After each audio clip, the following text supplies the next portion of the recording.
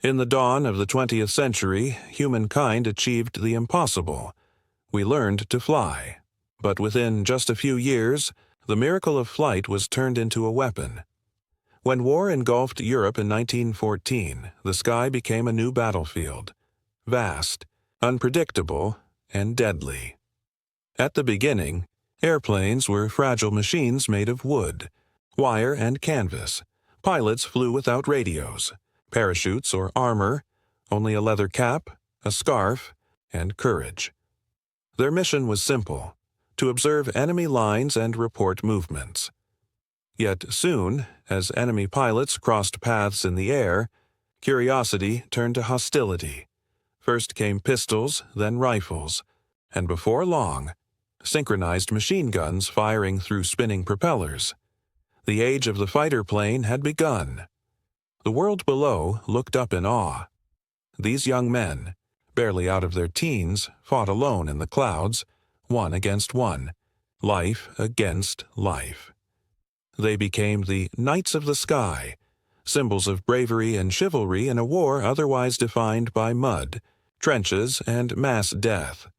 Their duels seemed pure, almost noble, a contrast to the horror on the ground. But the truth was far from glorious. Each flight was a gamble with death. Single jammed gun or broken wing could turn victory into tragedy. Many never returned, consumed by fire, crushed in wreckage or lost in the endless sky. Still, they flew. They flew for duty, for honor, and for the thrill that only the sky could give. And among them rose a handful of names that history would never forget. The Air Aces, each credited with 5 or more victories. They became legends of courage and sacrifice, admired by allies and enemies alike.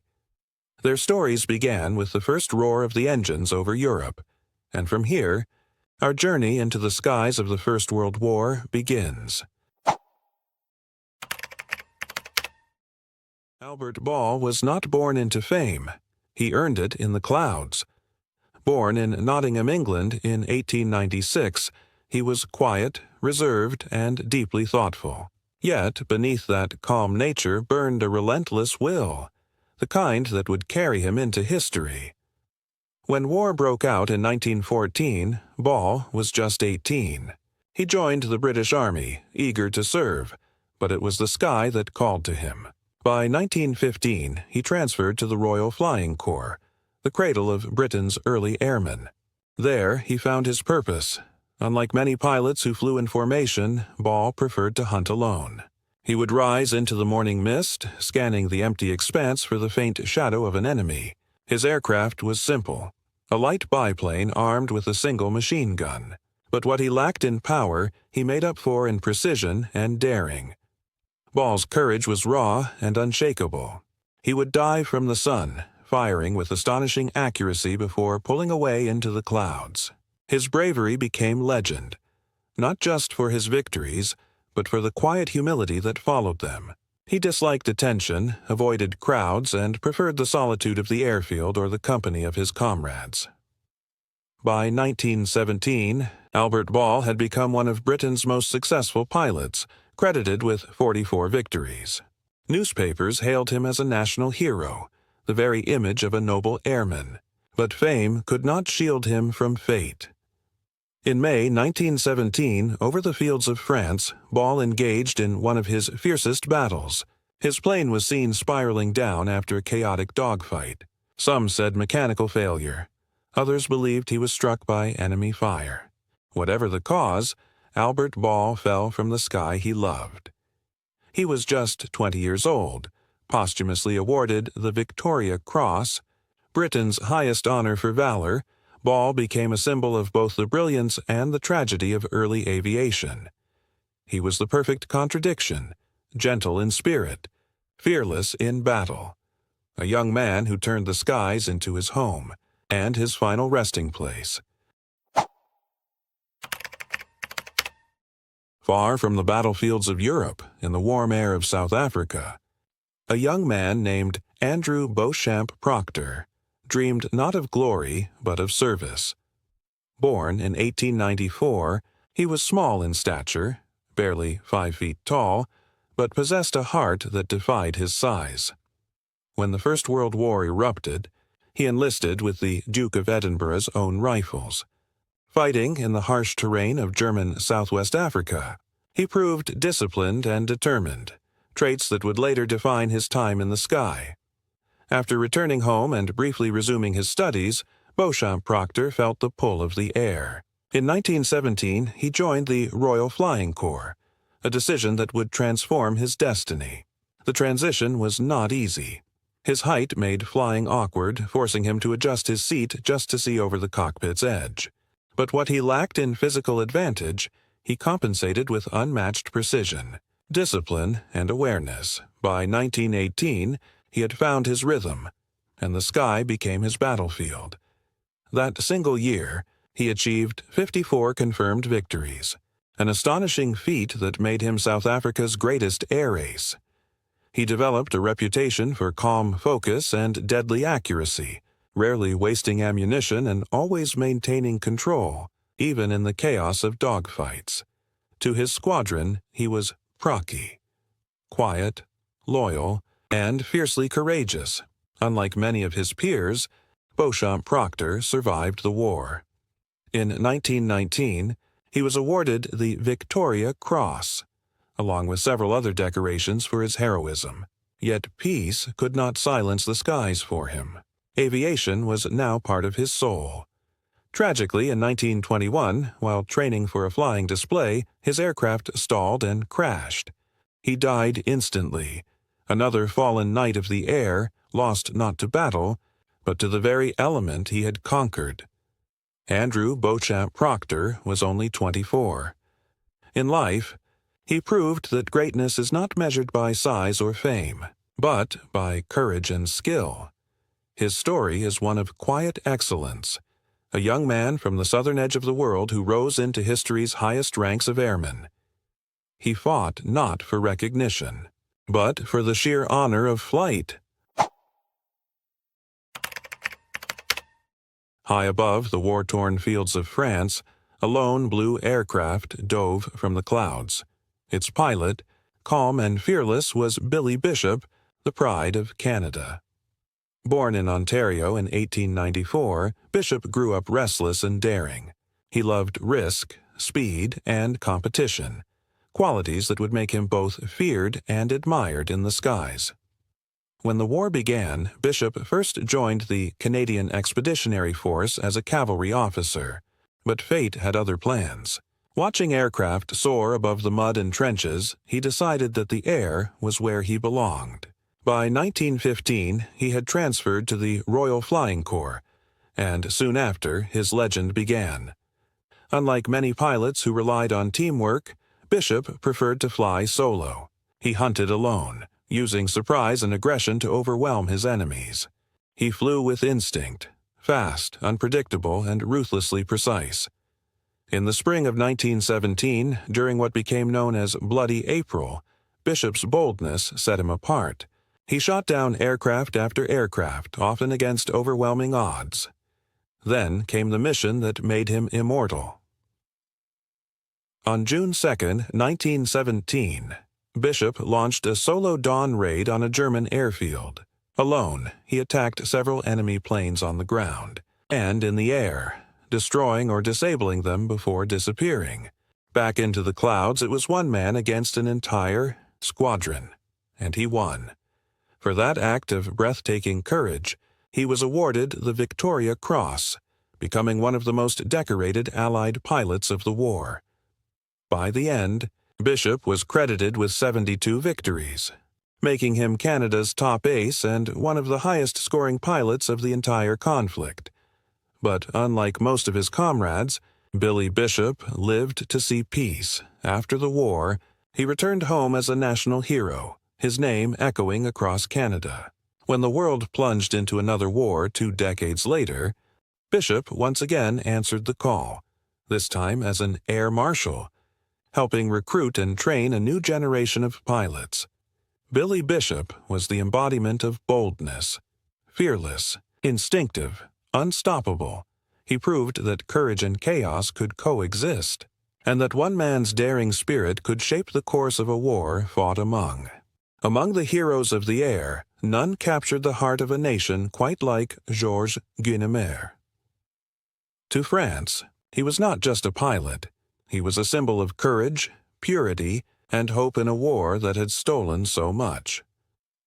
Born in 1894 in Compiègne, France, Guynemer's life began with fragility.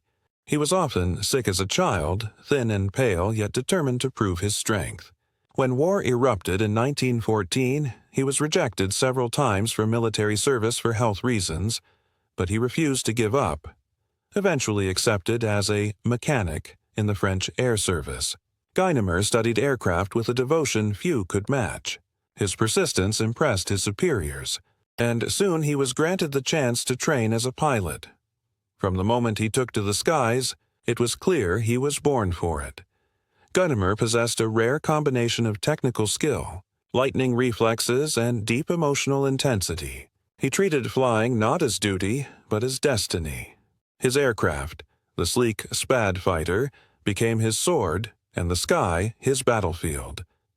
Between 1915 and 1917, Guynemer's fame exploded. He scored over 50 confirmed victories, becoming one of France's greatest aces. But his victories were more than numbers. They were symbols of resilience for a country fighting to survive. His courage inspired not only his comrades but also civilians back home, who followed his exploits in newspapers and poems. Despite his fame, Guynemer remained humble and idealistic.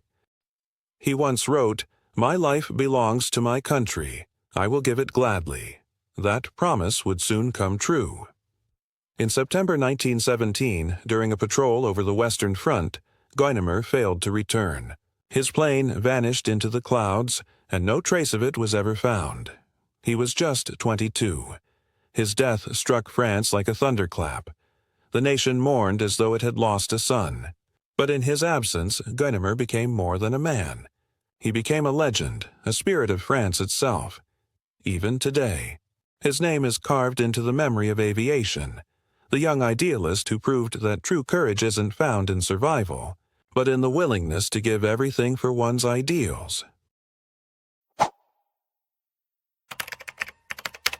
Before the sky was ruled by aces and legends, there was Max Immelmann, the man who taught the world how to fight in the air. He wasn't the most glamorous or ruthless pilot, but his name would forever define the tactics of aerial combat. Born in Dresden, Germany in 1890, Immelmann was a student of engineering, calm, precise, and analytical.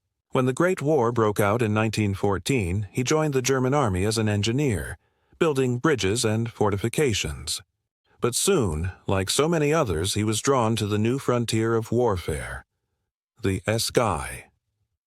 By 1915, Immelmann joined the Luftstreitkräfte, Germany's Air Force, and began flying the Fokker Eindecker, the world's first aircraft fitted with synchronized machine guns that could fire through the propeller.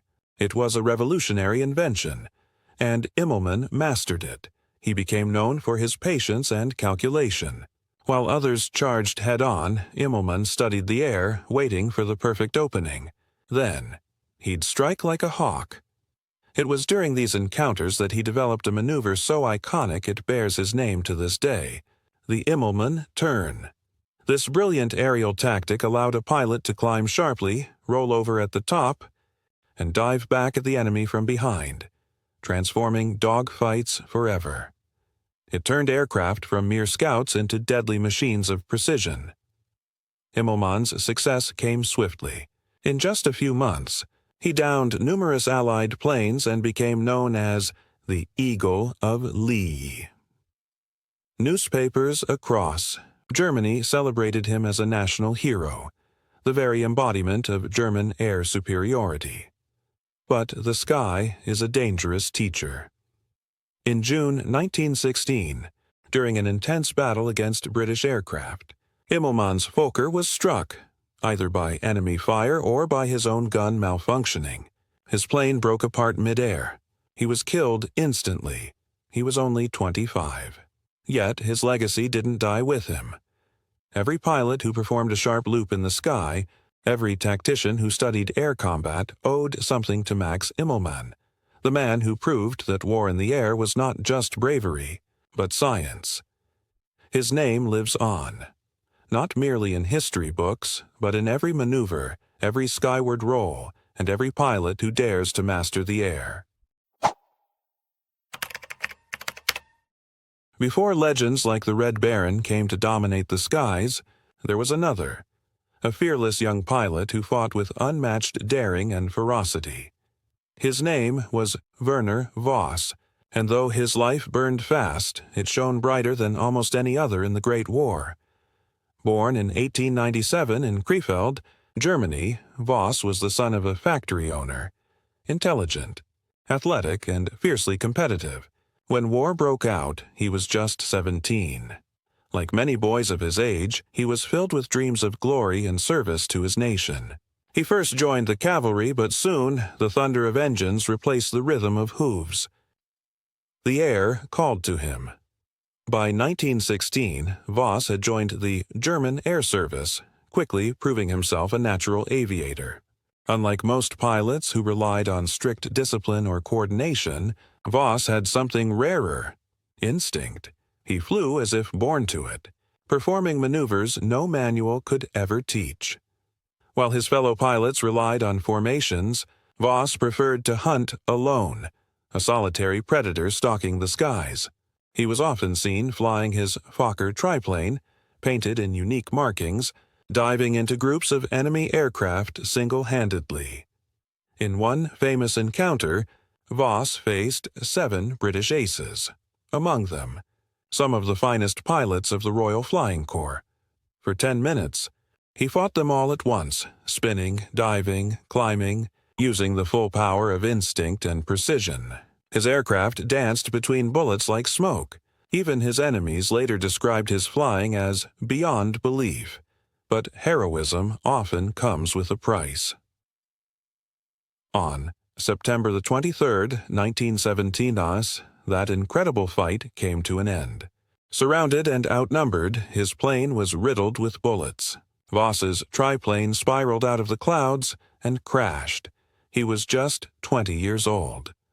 His enemies, awed by his courage, buried him with full honors. Even the British called him the bravest of the brave. Werner Voss became a legend not because of how many he shot down, but because of how he fought, fearlessly, recklessly, alone, a true lone wolf of the air, whose courage and skill became eternal symbols of what it meant to challenge the impossible, and to face it with fire in your heart. He was not born a soldier, he did not seek fame, nor long for the spotlight. Yet, when the Great War tore the world apart, Edward Mick Manock became one of its deadliest and most respected fighter aces. His story is not just of courage in the air, but of the human heart behind the uniform. Born in 1887 in Brighton, England, Manock grew up in hardship. His father, an Irish soldier, abandoned the family. Poverty and illness marked his early years, and young Mick often faced life with only his wits and willpower to survive. But perhaps it was that struggle that made him strong, mentally sharper, emotionally deeper than most who took to the sky.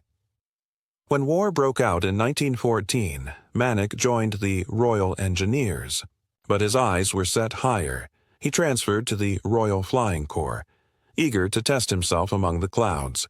What he lacked in wealth or privilege, he made up for in sheer determination. Manock was no ordinary pilot. He was strategic, calculating, some even said cold.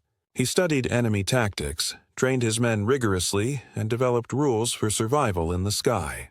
To him, flying wasn't about glory. It was about discipline, teamwork, and precision. He would tell new pilots, "Don't be a fool. Attack from above, from behind, and never let your guard down." Despite his caution, Manock was a relentless warrior. He preferred to strike quickly and decisively, often leading his squadron, known as No. 74 Tiger Squadron, into fierce dogfights over France. But behind the steel nerves lay a man haunted by death. He once confessed he felt sorry for the men he killed. He would land, silent, avoiding celebration. The cheers meant little to him. He knew how easily a hero could fall. By 1918, Manick was Britain's highest-scoring ace, credited with over 70 victories. Yet, just weeks before the war's end, tragedy struck. On July 26, 1918, while flying low over enemy lines, his plane was hit by ground fire. It burst into flames. He never returned. Posthumously awarded the Victoria Cross, Manick became more than a name on a list. He became a symbol of courage mixed with conscience, a hero not for the glory he sought, but for the burden he carried. Not all heroes were born from recklessness. Some mastered the sky not through boldness, but through brilliance. James McCudden was one of those rare men, a pilot whose genius turned the art of flying into an exact science. He wasn't the loudest nor the most celebrated, but among his peers he was respected, deeply, universally, completely. Born in 1895 in Kent, England, McCudden grew up fascinated by machines. Before the war, he worked as a mechanic, not a pilot. When the Great War began in 1914, he joined the Royal Flying Corps as an aircraft fitter, maintaining and repairing the fragile planes that carried others to glory. But McCudden was never content to stay on the ground. He studied every gear, every lever, every fault in the engines he repaired. He wanted to understand the machine completely, not just how it worked, but how it could be improved. By 1916, his talent was undeniable. He earned his wings and took to the air, not just as a pilot, but as a master of aviation. Unlike many aces driven by adrenaline, McCudden approached combat like a chess match.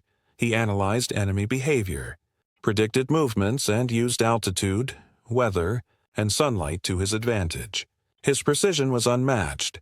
Every engagement planned, every bullet measured. His aircraft was always in perfect condition.